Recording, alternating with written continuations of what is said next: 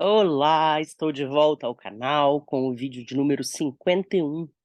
E hoje esse vídeo vai ser um pouco mais longo, porque nós vamos terminar o ano de 1939.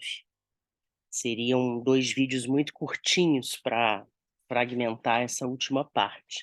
Nós começamos de 27 de dezembro de 39, e para você que está chegando agora, meu nome é Raquel Rangel Cesário e eu estou aqui lendo para você o livro Diário de Berlim, 1934 a 1941, escrito por William Shirer, um jornalista americano que neste período morava na Inglaterra e atuava como correspondente internacional. Vamos lá? Berlim, 27 de dezembro de 1939. Na realidade, consegui umas férias de Natal. Passei estes 2 últimos dias com a esquadra alemã, uma oportunidade que foi dada agora a um estrangeiro pela primeira vez. Eu já estava de pé antes da madrugada, na manhã de Natal, mas o meu chofer militar perdeu-se no blackout e no nevoeiro que caiu sobre Berlim, de forma que gastamos mais de 2 horas para encontrar o meu cicerone, o tenente X, do alto comando. Sendo ele o tipo de oficial da Grande Guerra, de monóculo e tudo, fomos encontrá-lo tão irritado que mal podia falar. Reclamou acremente contra o fato de ter sido obrigado a permanecer à nossa espera por mais de 2 horas, em uma esquina escura, sob a chuva, afirmando-nos que tínhamos passado por ele diversas vezes. Em Hamburgo, quando chegamos, a chuva ainda caía torrencialmente. A cidade me trouxe à memória Liverpool. Finalmente, conseguimos encontrar as docas e começamos a rodar sobre enormes poças d'água de mais de 30 centímetros de profundidade até o local onde se achavam ancorados os navios de guerra. Gastei 1 hora em visita ao novo cruzador Admiral Hipper, de 10.000 toneladas, atracado a uma doca. Escombros sobre os convéses e por baixo deles, mas os oficiais explicaram-me que o cruzador estava apenas sendo submetido aos reparos e cuidados de que necessitavam todos os navios de guerra. E juraram que o Admiral Hipper não tinha sido avariado pela ação inimiga. Por um motivo que não sei explicar, sempre consegui entender-me muito bem com os oficiais da marinha alemã. Assim, quando já estávamos comendo sanduíches e bebendo alguns goles de vinho do Porto, lembrei-lhes que o almirantado britânico ainda recentemente anunciara o torpedeamento de um cruzador alemão por um submarino inglês. Diante dessa observação, o comandante piscou-me os olhos e fez-me um sinal para que o seguisse. Subimos durante muito tempo por uma escadinha estreita de ferro, até que comecei a suar e perder o fôlego, já com o sobretudo rasgado em 5 lugares diferentes. Finalmente, depois daquela subida incessante, chegamos à torre de comando. Olhe para lá, disse-me o comandante. 100 metros adiante, um cruzador ligeiro estava sendo reparado, no interior de um dique seco com um enorme rombo, que não podia ter menos de 16 metros de diâmetro, aberto exatamente à meia nau. Tratava-se do cruzador Leipzig, e o comandante declarou-me que tinham tido muita sorte em conseguir rebocá-lo para o porto, depois que um torpedo inglês o apanhara em cheio. Segundo ele, a BBC afirmara que o cruzador tinha sido posto a pique, mas ele estava ali. E apesar de ser dia de Natal, um verdadeiro enxame de operários estava empenhado em repará-lo. Um pouco mais abaixo do rio, ao regressarmos para o nosso automóvel, pude ver o couraçado Bismarck, de 35.000 toneladas, que me pareceu já quase completamente terminado. Um grande segredo cerca essa belonave, juntamente com seu irmão gêmeo, as 2 únicas unidades de 35.000 toneladas lançadas pelos alemães. Quando nos dirigíamos a Kiel, já pela tarde adentro, começou a esfriar cada vez mais. A chuva transformou-se em neve e o carro teve dificuldade em subir as colinas diante da camada de neve que cobria a estrada. Em Kiel, um funcionário que, supondo, representava ali o Ministério da Propaganda, recebeu-me com um pequeno discurso. Acabo de saber, disse ele, que parou em Hamburgo e viu todos os nossos navios de guerra que lá estão ancorados. Por acaso viu também o nosso cruzador Leipzig, Herr Schiller? Sim, vi-o e, no entanto, esses ingleses mentirosos haviam afirmado que meteram Leipzig a pique, Herr Schiller. Devo confessar que ele não me pareceu afundado, e terei muito prazer em anunciar em minha transmissão que pude vê-lo, que não foi posto a pique, mas que... O funcionário interrompeu-me com uma gritaria medonha. Herr Schiller, isso é magnífico! Assim o senhor responderá a essa descarada mentira inglesa, não é? O senhor dirá a verdade ao grande povo americano. Diga-lhe que o senhor viu Leipzig com os seus próprios olhos, pois não? E que o cruzador não foi nem arranhado.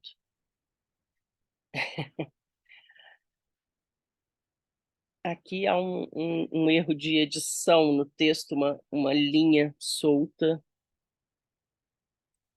que eu acho que se perdeu. Vou ignorá-lo. Antes que eu pudesse responder, já ele me empurrava pela... Agora sim. Antes que eu pudesse responder, já ele me empurrava pela prancha que levava a uma lancha da marinha encostada ao cais. Antes que... Voltei-me para o meu cicerone, o Oberleutnant, para protestar. Oberleutnant é tenente, é o cicerone dele, que era um tenente da marinha. Voltei-me para o meu cicerone, o Oberleutnant, para protestar. Seu monóculo tinha-lhe caído do olho e dava tal impressão de desassossego que acabei desistindo. Afinal, que podia ele dizer naquela companhia, que agora já incluía vários oficiais de marinha que nos esperavam na lancha? Quando chegamos ao meio da baía de Kiel, fiquei surpreso ao constatar que quase toda a esquadra alemã tinha sido concentrada naquela base, para o Natal. Vi o couraçado de bolso de tanta celebridade, o Deutschland. 2 cruzadores da classe do Cologne, durante vários dias ainda em Berlim, ficara estudando as características das belonaves alemãs e me senti orgulhoso quando um dos oficiais de marinha confirmou que aqueles cruzadores eram da classe do Cologne. Ambos de 26 mil toneladas de deslocamento, além de 15 submarinos, sem contar outros 3 que se achavam recolhidos aos diques secos. Não pude deixar de pensar que, se os ingleses soubessem daquilo, poderiam aparecer esta noite, quando haverá um belo luar, e afundar quase toda a esquadra nazista. Bastaria um grande ataque aéreo. O norte de Kiel parecia lindo à luz cinzenta do fim de tarde de Natal. As colinas que cercam a cidade estavam todas completamente brancas pelo manto de neve que as cobria. Depois de algum tempo, a lancha em que íamos parou próximo a um enorme dique seco, em cujo interior se achava um dos novos couraçados de 26 mil toneladas, o Gneisenau, não sei pronunciar, desculpe, Gneisenau. Meus anfitriões resolveram mostrá-lo, mas apressaram-se a explicar-me que o couraçado ali estava também para uma vistoria geral. Aliás, devo admitir que, ao lado do casco que estava à minha vista, não notei nenhuma avaria. Passamos uma hora inteira visitando o enorme navio de guerra. Fiquei surpreendido ao verificar o espírito de camaradagem existente entre oficiais e tripulantes a bordo. E a mesma surpresa tive, reparei logo, e a mesma surpresa teve, reparei logo, o meu Oberleutnant de monóculo.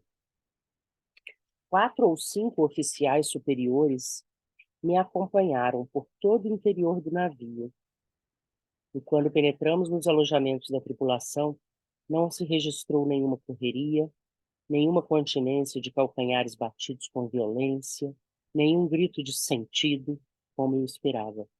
O comandante deve ter percebido a nossa surpresa.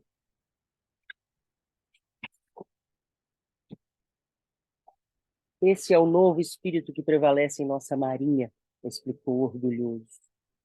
Além disso, explicou também que na guerra atual, os tripulantes de todas as unidades alemãs recebem a mesma quantidade e a mesma qualidade de alimentos servidos aos oficiais. Na Grande Guerra não fora assim, disse ele, citando então um provérbio marítimo que diz que, quando os oficiais e marinheiros comem do mesmo rancho, acaba-se o descontentamento e ganha-se a guerra mais depressa.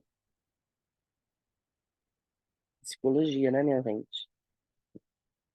Eu me lembrava da mesma forma que ele, com certeza, de que a Revolução Alemã de 1918 começara aqui em Kiel, entre os marinheiros descontentes da Marinha Imperial. Quando voltamos para a terra na mesma lancha, uma lua cheia magnífica erguia-se aos poucos por trás das colinas cobertas de neve, espalhando sua luz prateada sobre a água e recortando ao longe as silhuetas das belonaves.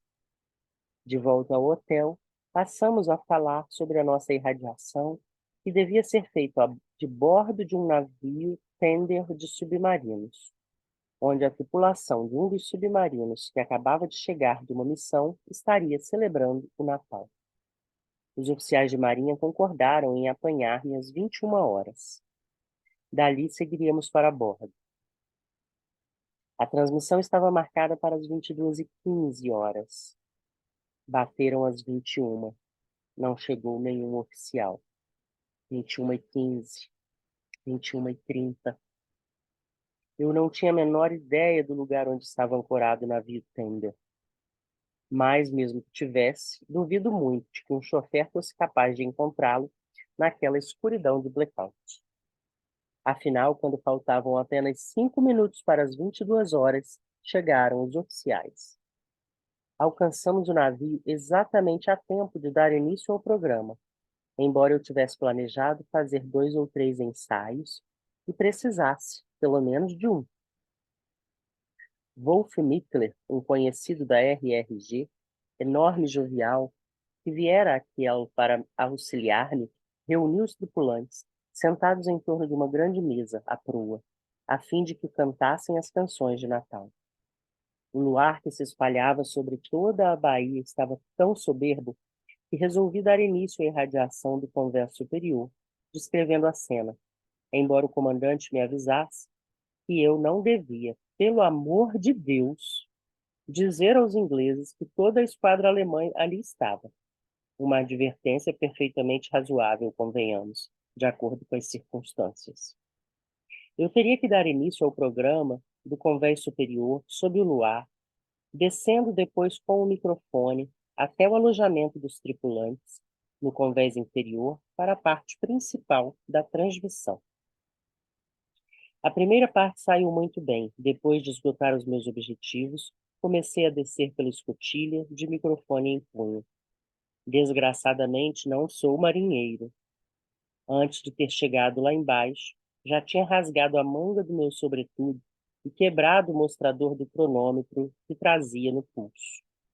Mas não percebi nada disso no momento.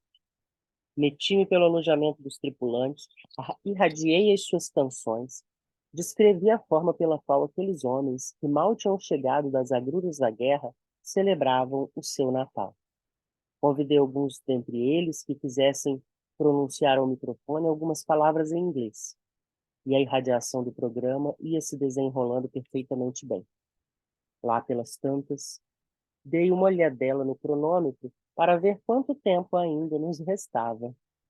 Foi então que percebi que o relógio não tinha mais mostrador. Fiz alguns sinais ao comandante, pedindo-lhe que me mostrasse o seu relógio, mas ele nada entendeu da minha mímica. Finalmente encerrei a transmissão. Mais tarde, Berlim anunciou que tínhamos passado apenas 10 segundos do tempo marcado.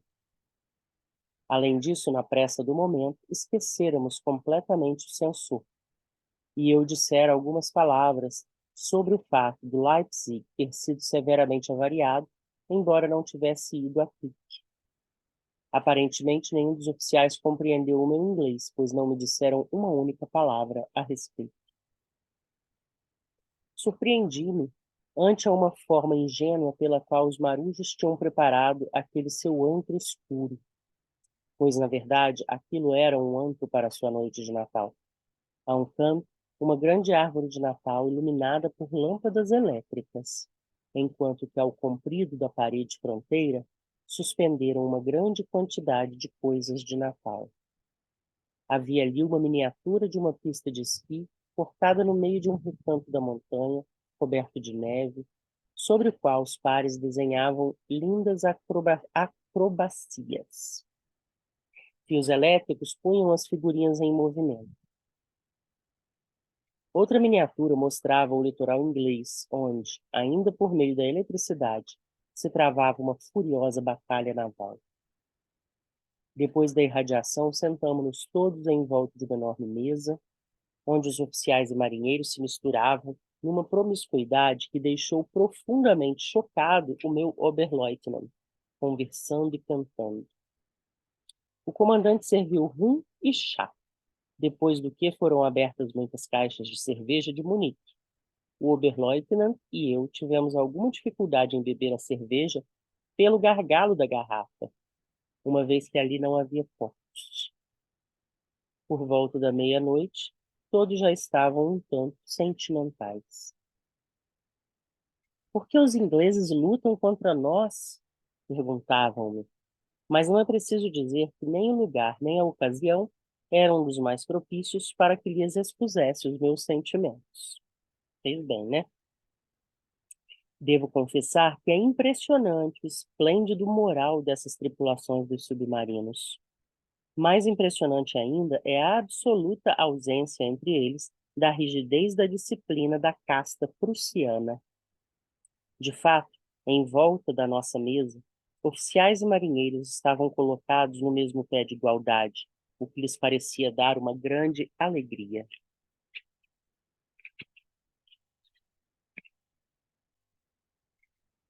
Foi ainda sob a luz prateada do luar magnífico que regressamos ao nosso hotel, já por volta das 3 da madrugada, depois de uma rodada final de cerveja. Berlim, 28 de dezembro de 1939. Devo lembrar a proclamação feita pelo Dr. Ley no dia de Natal. Abre aspas. O Führer está sempre com a razão. Deveis obedecer ao Führer. A maternidade é a mais alta expressão feminina. O soldado é a mais alta expressão masculina. Deus não nos será punindo pela guerra. Deus não nos está punindo pela guerra, mas está nos dando a oportunidade de demonstrar se somos dignos de nossa liberdade. Fecha aspas. Himmler resolveu, de repente, revogar a permissão dada anteriormente para que os cafés e bares permanecessem abertos durante toda a noite de 31, véspera de Ano Novo, advertindo ainda a população contra os excessos alcoólicos na mesma. Será que receia que o povo desta terra saia um pouco da linha, embebedando-se, o que normalmente os alemães pouco fazem, e exprimam os sentimentos sobre a guerra? De qualquer forma, a verdade é que todos têm que encerrar as comemorações a 1 hora da madrugada do Ano Novo. Tem uma abelhinha aqui pegando meu braço. E chegamos ao dia 31 de dezembro de 1939. Schiller fala ainda de Berlim. Uma verdadeira torrente de proclamações de Ano Novo, de Hitler, de Göring, de Goebbels, etc. Hitler insufla no povo a esperança da vitória para 1940. Diz ele, abre aspas, completamente unidos no interior do país, economicamente preparados e militarmente armados até o mais alto ponto, vamos penetrar no ano mais decisivo da história alemã. Que o ano de 40 nos traga a decisão. Essa decisão será, aconteça o que acontecer, a nossa vitória. Fecha aspas. Vai aos extremos imagináveis para justificar a sua guerra. E se o povo alemão não estivesse tão envenenado pela propaganda e pela supressão sistemática dos menores fatos ocorridos no exterior, seria forçado a dar boas gargalhadas. Hitler afirma que foram os, entre aspas, judeus reacionários e insufladores de guerra das democracias capitalistas que provocaram a guerra. Receio que as palavras já não tenham o menor significado para o homem nem para o seu povo. Diz ele ainda, o povo alemão não quis esta guerra. Verdade. Até o último instante tentei manter a paz com a Inglaterra. Mentira. Até o último instante tentei manter a paz com a Inglaterra. Mentira.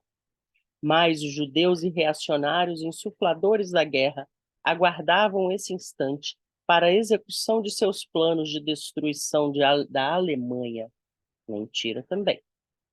É curioso como os alemães, que a esta altura já deviam saber melhor, tentam amedrontar os ingleses com as suas ameaças. Assim, Göring publicará este trecho no Volksbeobachter de amanhã. Abre aspas. Até aqui, os aviões alemães se têm contentado em observar atentamente as medidas de guerra adotadas pela Alemanha. Mas basta apenas a palavra de ordem do Führer para que, em vez das nossas câmaras fotográficas, levemos para lá todo o peso de nossas bombas. Nenhum outro país em todo o mundo está tão desprotegido para um ataque aéreo como as Ilhas Britânicas. E, quando a Luftwaffe começar a sua obra, levará avante um ataque como a história nunca viu. Fecha aspas. Faz frio e falta carvão. O office boy avisou esta noite que já não tínhamos carvão no escritório e que não se podia mais adquirir novo fornecimento. E assim, pessoal, nós acabamos o livro o vídeo número 51 e também o ano de 1939. Falou-se muito aqui da Marinha, é uma área que eu não conheço nada, não sei, fala encouraçado de bolso, enfim, são expressões que não me remetem a imagens. É, está aí alguma coisa muito nova para eu estudar. E se você conhece, comenta aqui que você sabe sobre a Marinha Alemã na Segunda Guerra Mundial. Deixe seu comentário, compartilhe este vídeo, inscreva-se no canal se ainda não fez, curta o vídeo. Até a próxima, até 1940.